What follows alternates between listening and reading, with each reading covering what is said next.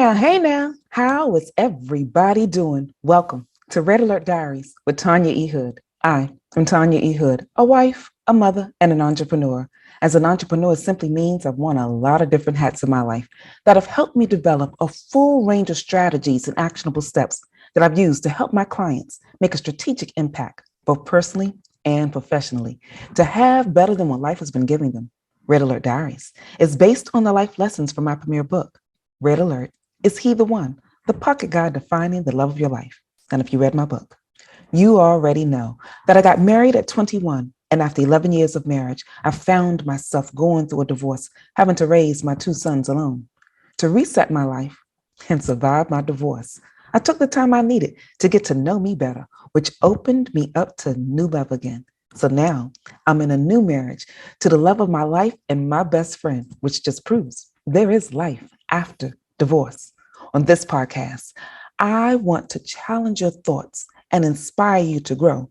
So we have real talk about money and legacy, marriage, divorce. I want you to join me on the journey.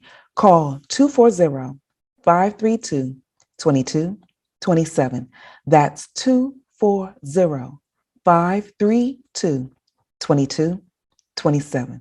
Today, I want to have a conversation with you about something that I was reminded of, that I walk through. There are elements that we walk through from our past that keep showing up to haunting our present because we don't often take the time we need to reset ourselves. So today I want to talk to you about what is happening in your past that's dysfunctional, that is constantly causing you to go into a realm that you don't want to be in. See, a lot of times I'm working with individuals to get their finances positioned, but it's not just one thing that they need me to help them with. So when I work with my clients, I work with the whole element because I needed to have the same thing done in my life. You see, when I was going through the struggle when my credit score dropped from 736 down to 526, I had to figure out what was going on. It wasn't just about the chaos from my divorce that was causing me financial issues. There were other things that kept showing up as well. Because even when I got my credit score in the 800s, I got my financial position from being unemployed to making the amount of money that I thought I needed to get me whole, I still had bad behaviors and past dysfunctions that was haunting me in numerous areas. I decided that I needed to do an autopsy on myself the same way I did an autopsy on my divorce. Because what we don't often pay enough attention to is what's happening to the various areas of our lives. There were behaviors that I had that was just causing havoc in some areas of my life that was holding me hostage. As I got one piece of my life together, it seemed like another part of my life would fall apart. So here's where I want to encourage you to do. Do a holistic view of who you are from the top of your head to the soles of your feet, because until you do, it doesn't matter how much help you get from the people around you to support you to move into a better financial trajectory or any other area of your life that you want changed. Somewhere in the seat of your soul, you will sabotage the growth that you have, the developments that you make, the things that you are changing to make certain that you get the lifestyle that you truly desire.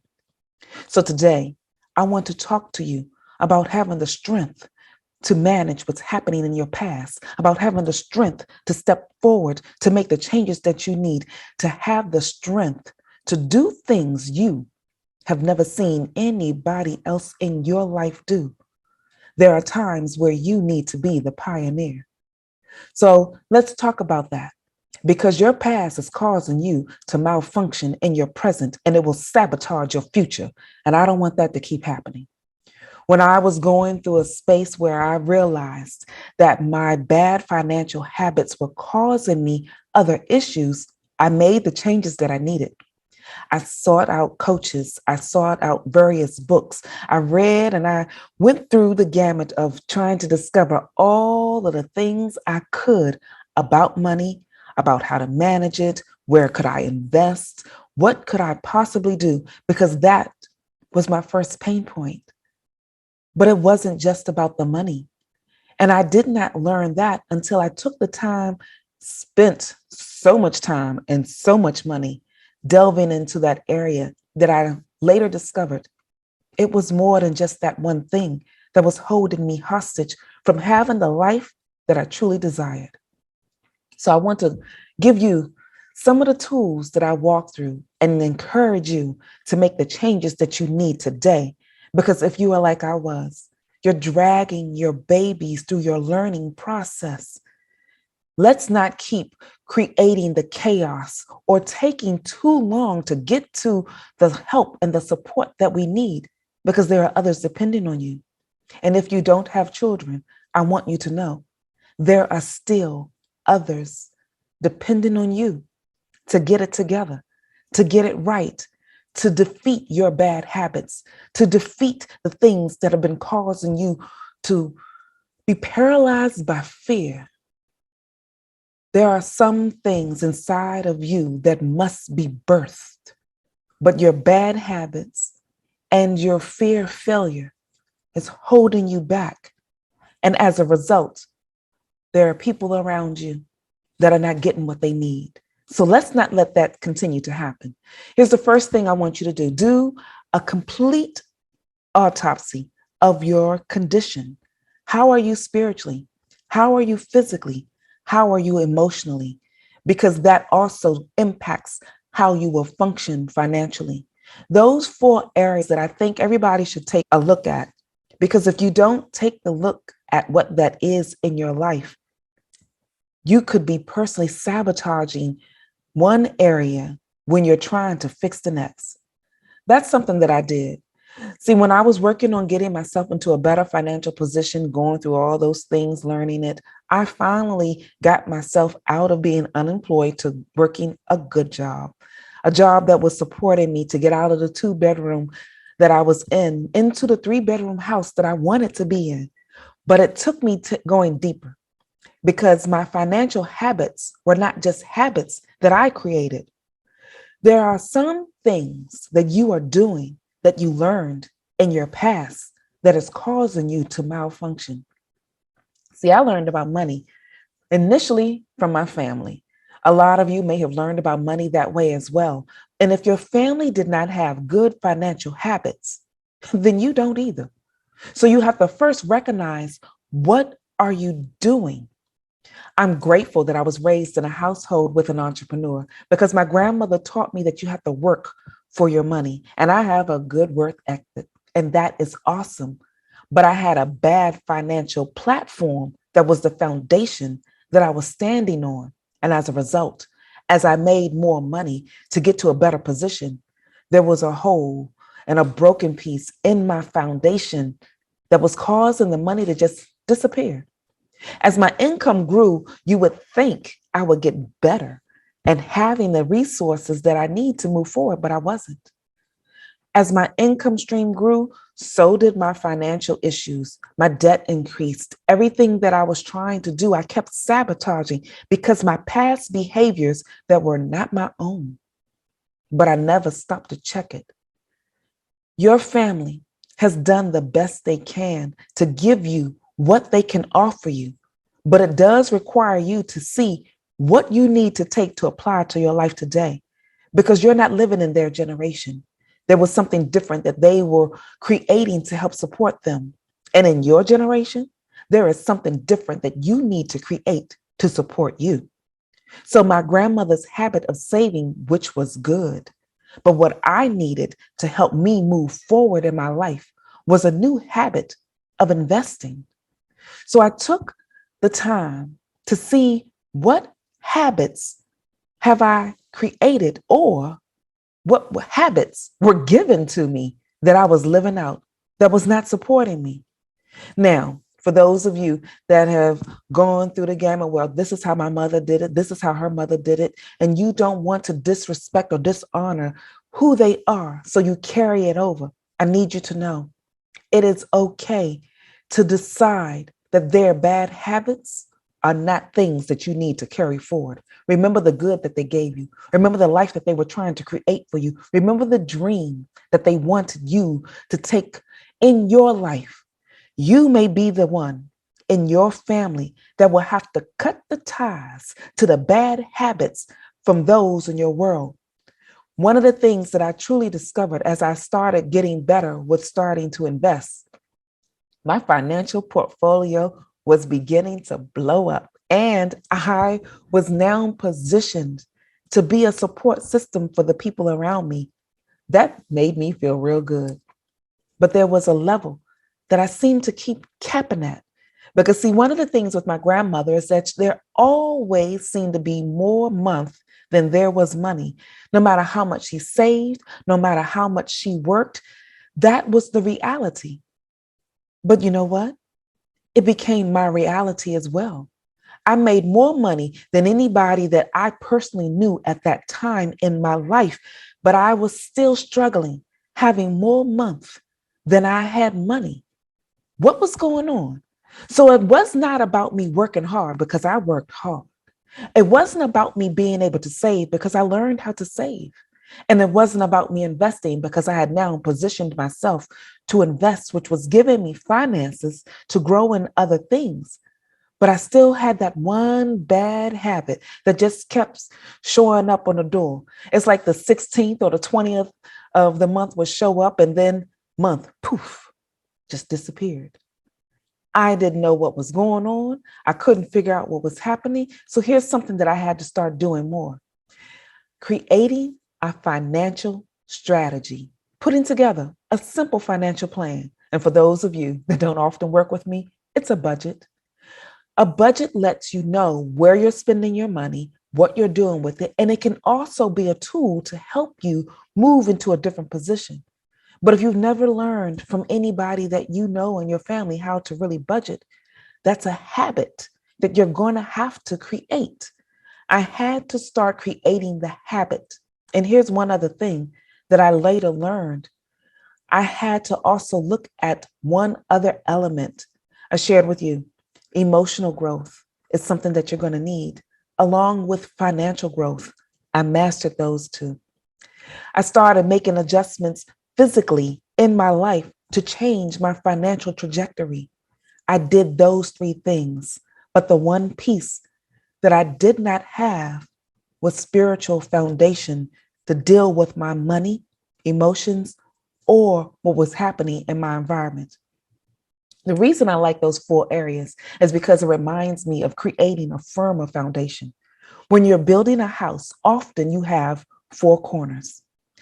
I had the emotional corner now being healed from the trauma that I was receiving from my divorce, started taking the time to be healed from the chaos that I was walking through emotionally from past pains, past hurts that did not involve my ex-husband, did not involve the things that was happening with my divorce. I finally took the time to see where that was in my life. So I got those two things together. But what I did not do is create the fourth corner, having a spiritual piece to start looking at, to seal up the clear foundation for the others. Here's what I discovered. You often hear the comment about giving God the first, tithing. For a lot of people, that sounds like a personal cuss word. But here's the thing that I learned about tithing. It's a financial principle.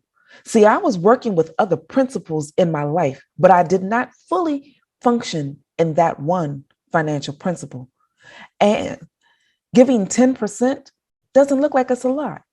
See, think about it in small numbers. And I love this example because it was something that I shared with my children. If I have 10 pennies, I just have to give God one. I can do what I want with the 9 pennies. It doesn't take a whole lot to walk through. So if that is the mindset, make it on a larger scale. See, when you start talking about 10% on a larger scale, people start thinking about what else can they do with that money. How do I know? Because I did. See, when I was making a little bit of money, the 10% didn't seem like it was a whole lot. And I did 10% of the net amount that I brought home, not the gross amount. But I didn't even start with that. I started with what I thought was a consistent number, $20. So I tithe $20 consistently every week. When I started looking at that, that was easy. It didn't adversely affect me. But then at the end of the month, when the 15th or the 20th would come around, I started contemplating, do I even give the $20? Now, granted, there wasn't a whole lot happening with it, but I went through that discussion with myself about it. And so I chose not to. Then I started walking through a pattern. When you start walking through different things that are habits in your life, there are patterns that you are creating. I need you to look at them. Because when I started looking at the pattern, the months that I started giving the consistent $20, when the 20th showed up, things started being a little bit better. So I decided to increase it a little bit. Do one thing to help make the change that you need. I was looking to have a different financial position, a different emotional position, a different physical position. But I had to start with making the one change from a spiritual position. And that principle of tithing is where I started because it was the hardest thing for me to be consistent with. I want you to know it's going to take strength to break the bad habits that you have that's dysfunctional, because I didn't see anybody in my family that was really consistent with that. And I picked up that habit. But when I decided to break the ties from my past, to do something different for my future, and it started with that, because now I needed to have a firm foundation. All four corners had to be worked on. I did the other three. That was the last piece I needed. But let me tell you, y'all, when I did that, things changed. I started getting opportunities that never, ever came into my existence. I started having my investments grow and expand in manners that I didn't even know was possible. My financial advisor couldn't even explain to me what was happening in those changes. As I started growing more in those areas, I started developing a deeper sense of who I was. And that confidence that showed up helped me change my emotional trajectory. Then it gave me the opportunity to change my physical trajectory. And so I decided I will start being better balanced by looking at my life on a more holistic patterns, fully functioning in those four areas. As a result, I have positioned myself to break the chains from my past, to stop allowing it to be a dysfunction in my present, so I can move into my next space and have the things that I was looking for in my future. So for today, if you don't remember anything else that I've shared, here's the one thing I want you to know. Build a firm foundation with all four corners: emotional, financial, physical, and spiritual, and make one change until you break the bad habit from your past. Be it past ties with your family, be it past generational elements, be it breaking the ties from the things that you are afraid of, so that you can have a better future and the life that you truly desire. If you want someone to join you on the journey, you can always reach out to me. Go to my website, tanyaehood.com. There, you can go to the Work With Me tab and see the various ways that we can work with one another. And if you're on Clubhouse, you can join me every Tuesday, starting at 7 p.m. Eastern Standard Time in the Red Alert Diaries room, so that we can continue this conversation, or we can start a new one. This is Tanya E. Hood, walking in my purpose, and I want you to do the same. When the waves are taking you